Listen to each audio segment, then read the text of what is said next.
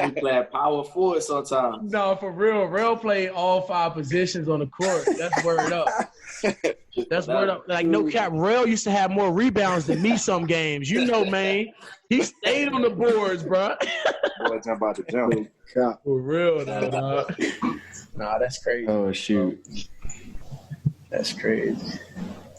So talk a little bit, Trey, talk a little bit about like your journey to the NFL and, you know, your time with the Saints and how you ended up in New Orleans.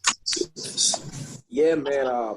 I just want to give a huge shout out and appreciation to Coach Sean Payton and his staff, man, for taking a chance on, you know, I was an undrafted free agent. You know, I didn't sign a free agent deal after the draft, you know, but I got they basically called it like a tryout.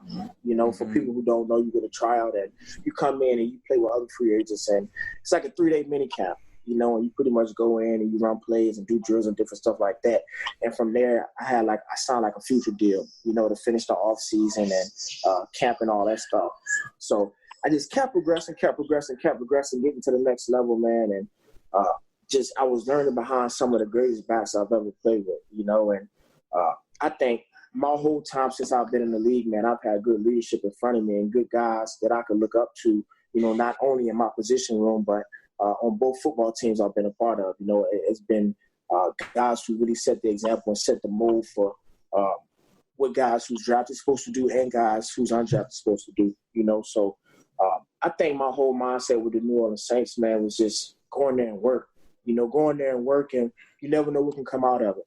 You know, I was just so happy to get that opportunity, man, because I've been down for so long, and I just knew I had a whole lot left to prove, not really being able to prove myself in college like I wanted to, you know, due to all the injuries and stuff. But, man, I just knew I had something to prove, and I knew if I got the opportunity, man, regardless if I stayed on the team or if I got picked up or if I got let go, if that was my last football play ever, you know, I knew that I was going to end it on the right note, you know. So that was just my whole mentality, man, and just kept going from one step and ended up making a roster. And first game of the season when we were playing the Vikings, you know, I returned the first kickoff of the game and went down on the first kickoff and made the first tackle of the game. And it was just like, man, like it's a dream come true. This Monday Night Football. I watched this with my parents growing up, like the biggest stage possible, you know what I'm saying? So, man, I just kept the faith, man. And, you know, here I am now, year 4. And I'm just truly blessed, man, because things could have turned out a lot differently for me, you know. So I never take this opportunity for granted ever. And I'm sure you will, or Trell and Tremaine, nobody, or even you, Cody, with coaching. You know, I'm sure neither one of you guys take none of that for granted. And I think that's just the mindset we have to have, man, as competitors, you know, as people in this athletic world. Just it's short, man. It's short. The window of opportunity is so short for all of us, man. We never know how quickly things could change, you know. So just go out there, have fun, man, and just leave it all on the field each time. For sure. That's all you can do, bro, especially with this game. Like, and the thing that I think about all the time, just kind of going on what you said, Trey, is this is a game that I always play for the fun of it, bro. You know what I'm saying? Man. And now you telling me I'm getting paid to do something I love, you know what I'm saying? I never take it for granted, bro. Like, this is something I would go out in the backyard and with no helmet, no pads, no nothing. I just go out there and I'm playing tackle, you feel me?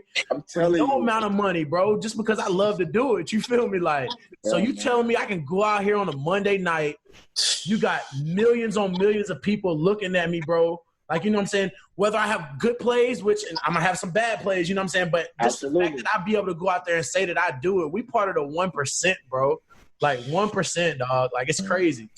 Yeah, we definitely blessed. Yeah, dog. But, Rail, you talk about your time some, just, you know, coming in, being picked with the Steelers, and just talk about your whole process and just how your mindset was on draft day. Man, it was crazy, man. Honestly, man, I just felt like I had the best of both worlds, honestly. Just my whole time being in the league, because going to the green room, we were in Dallas when I got drafted. Tremaine got drafted before me. He went number 16, and then I come back, and I get drafted that same night, number 28. And we both in the first round. That was just a blessing overall, man. This first time this ever happened, and I'm up there with my little brother, and we both out there, both got drafted. The family was super high. The spirits were super high. And then that first year coming in, Then my older brother comes on the same team I'm on. Now I got drafted with my younger brother. Now I'm playing with my older brother. And it's like, we just came from college together. So it's like, it's the best of both worlds, man. It's stuff, we talked about it in college. We knew that it could possibly happen in college. And then with the NFL, you never know, because once you get set on the team, it's really dependent on the team. But just the way everything just digested and just came about, it's just amazing, man. It just, when you think about it, it's like, dang, this really happened. It's something that nobody can take away from you. Nobody can take away that we both went in the first round. Nobody can take away that I played with my brother in the NFL. Nobody can take away that we all played against each other in the NFL. Yep. And it's just moments like that would live forever, that no one can take away, because no matter if a picture tells it, no matter if I tell you, somebody else tell you, it happened. And it's like, you can't take it away. It's definitely a blessing. Living proof, dog.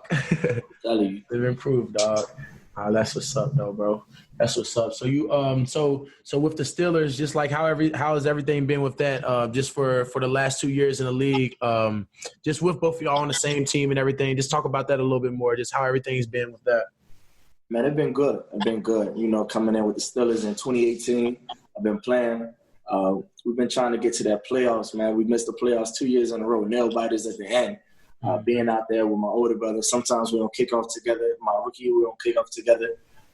Sometimes we're on different special teams together, because, you know, we play two separate sides of the ball. But being able to run out with them, and then being able to say our same prayer that we said in college is just, man, it's a blessing, really, just being able to do that with your brother, knowing that you always have someone that you can truly count on. Because every year there's different people that come in. Yep. And there's different faces that you meet, and you might not talk to them 2 years after that. Yep. But with my older brother, I'm always talk to him. I'm going to see him until I'm gone from this earth. And so it's just a blessing being able to play with someone like that. For sure. I feel that, dog. I feel it. So do you guys like Trey and Rel, do y'all live together in Pittsburgh? Y'all got we live together. Word, that's what's up, bro. So y'all brothers, y'all roommates, y'all everything, bro. That's what's up, dog. Yeah, like, man. And like I said, it goes back to like, it's stuff that you know it could be possible, but like the likelihood of it happening is just like, you know what I'm saying? Like, it's the NFL. Like you said, people gone one day, here one day, gone the next. So like, for y'all to be able to be together, and not only to be together, but for the time y'all have been, that's dope, bro. Like, that's so dope, bro. Definitely. That's so dope. So, what about you? Let's hear about your draft night. Yeah, bro. Big money Maine right here, boy. Hey, big money Maine. No, man, but it was another one of those times, man, you just can't forget. You know, I was, going into it, I was a little nervous though, man, because, you just know you always have that feeling going into it, like you think something's gonna happen, but if it don't, you thinking about all the worst things that could happen. You know what I mean? So, going into it, in my mind, I'm like, oh yeah, I'm finna go first round, but at the same time, I'm thinking like, man, what if this don't happen? I got all these people here. Like, what if this don't happen? And, you got all that extra pressure on you, man. So, honestly telling you the experience, like that day, my brother to tell you, I'm the type of person, man, if it's something on my mind, I ain't going to talk too much. You know what I mean? So I was talking to the people that was there, but, I ain't say too much because I was thinking about the night. You know what I mean? I'm thinking about, man, who I'm going to, what pick I'm going, all this type of stuff. And I'm pretty sure that's how everybody felt on draft, not just first round. You know what I mean? Even if you coming out that year, you know what I mean? It ain't just the first round. It's just everything. Yeah. So, I was thinking that, and you know what I mean? But after it happened, though, man, we all celebrated. I was doing interviews, bro. And then they called Rel's name. So, I walked out of interviews. I think I was in the middle of saying something, bro. I was like, hold on, who they just say?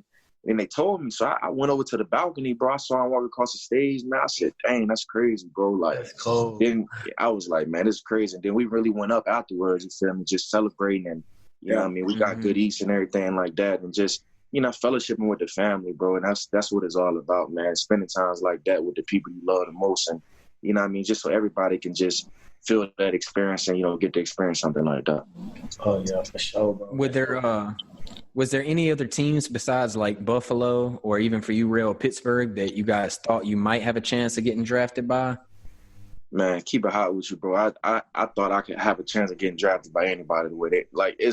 it was hard, you you don't know, know. because people was asking me like, where you think you're gonna go? But I didn't know, you know what I mean? Because everybody was having that interest in me, and like they was just saying like, I mean, nobody really told me like, if you here, we're gonna take you, you know what I mean? So I couldn't really tell. Like everybody was just like, yeah, man, you're a good player, you know what I mean? We'd love to hire you, and left it at that. So I didn't really know.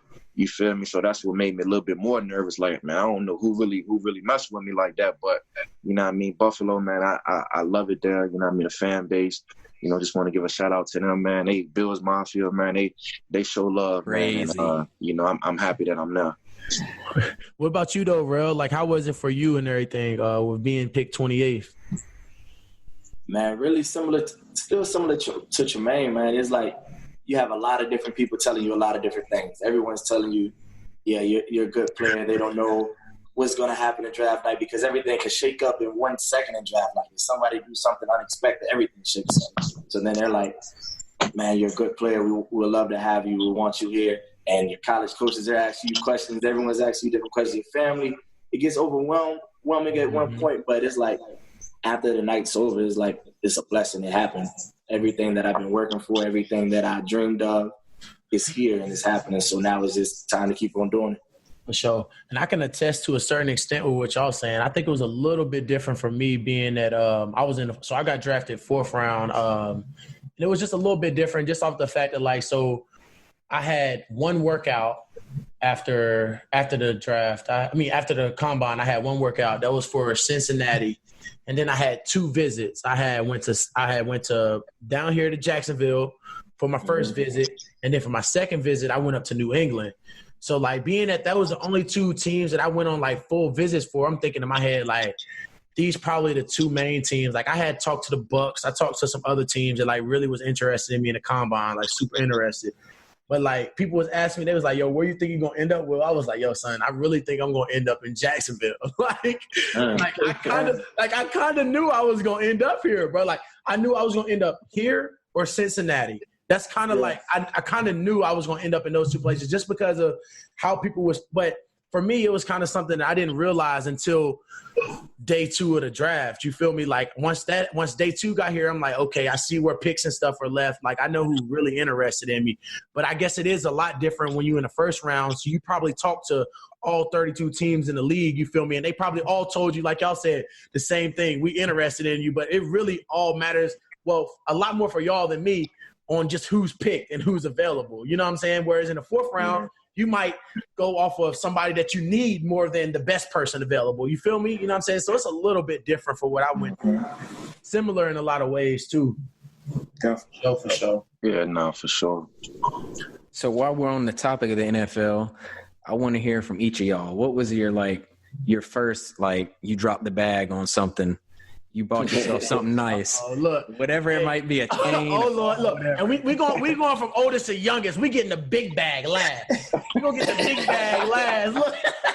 No matter of fact, I got to say the biggest bag last because all the – Hey, hold on. Hey, Will, your bag is big, though. Hey, that's what I said. All our bags big. That's why I had to rephrase it. The biggest. Yeah, Will, we see what's on your neck right now, Will. Hey, look, you can't even try to tuck yours, though, bro. Look, it's coming out the size of your shirt. Hey, that boy will be dripped up, bro. I be keeping you, bro. But nah, Trey, just talk to us a little bit, bro. What's just that one thing, that you just spent some money on? It's like, hey, man, I'm about to go, you know what I'm saying? I done earned it. You know what I'm saying? First thing I spent a bag on, man. Bro, it can even be property. It can be anything, bro. Anything else. You know what I'm saying? Anything. It ain't have to be a chain like Mirrell. For sure. Man, I think, honestly, bro, one of the first things I bought with my money, and this is the honest to God truth, bro, I went out to eat. I was like, dang. Because, bro, I've never seen a check like that. So I'm just thinking to myself, dude, I don't even know what to do right now. I don't know what's going on. So, I go cash it and, man, I go get some food. And I'm at the restaurant. And usually I look at the restaurant and I'm looking at prices and stuff all right, cool. I'm going to get this today. Or I might come back next week for this or something like that. You know, that's everybody. Everybody looking at prices of what they get. Trying to budget. For real, though, bro. Dog, this was the one time where I said what I want. I don't even know if I looked in the menu because I've already been to the restaurant once before. You know, I knew what they had, but I just didn't get the stuff that I always wanted to get. You know what I'm saying? So